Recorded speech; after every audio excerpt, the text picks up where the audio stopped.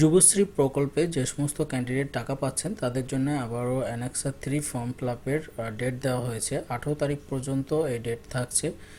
অ্যানেক্সা 3 fill up করার জন্য আপনাকে প্রথমে এমপ্লয়মেন্ট ব্যাংকের যে অফিসিয়াল ওয়েবসাইটটি আছে এই অফিসিয়াল ওয়েবসাইটটি আপনাকে ওপেন করে নিতে হবে। ওপেন করে নেওয়ার পর যুবশ্রী বলে বাঁদিকে যে অপশানটি আছে এই অপশানে আপনাকে ক্লিক করতে হবে। ওকে, ক্লিক করার পর এখানে আপনার সাবমিট অ্যানেক্সা 3 এই অপশানটিতে আপনাকে ক্লিক করে নিতে হবে।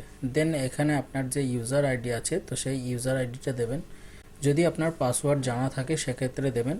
দেন আপনার ফোনে একটি ওটিপি যাবে, সেই ওটিপিটা এখানে এন্টার করতে হবে। এন্টার করার পর এখানে আপনার যে ক্যাপচারটি আছে তো সেই ক্যাপচারটি এখানে এন্টার করবেন। ওকে, দেন এখানে সাবমিট অপশনে ক্লিক করবেন। ওকে, তো যদি আপনার পাসওয়ার্ড না জানা থাকে সেক্ষেত্রে আপনি যে কোনো একটি পাসওয়ার্ড এখানে টাইপ করবেন। টাইপ করার পর আপনারা এইভাবে ওটিপি এবং ক্যাপচার দিয়ে সাবমিট করবেন। এটা আপনি 3 থেকে 4 বার বা 5 বার চেষ্টা করবেন। পরপর রং পাসওয়ার্ড যেটা আপনার আছে বা জানেন সেই পাসওয়ার্ড দিয়েই বারবার আপনি ট্রাই করবেন। ট্রাই করলেই দেখবেন আপনার এই ধরনের আপনার অ্যাকাউন্টের অপশন দেবে। ওকে, তারপর এখানে অ্যাকাউন্ট নাম্বার দেবেন।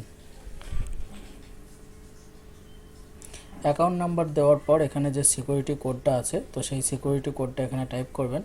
টাইপ করার পর এখানে সাবমিট অপশনে ক্লিক করে নেবেন।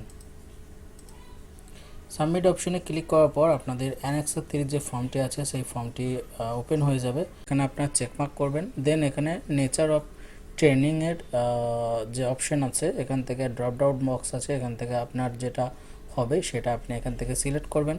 দেন এখানে আপনার ইনস্টিটিউটের যে নাম আছে যেখান থেকে আপনি ট্রেনিং নিচ্ছেন তো সেই ইনস্টিটিউটের নামটি এখানে লিখে দেবেন।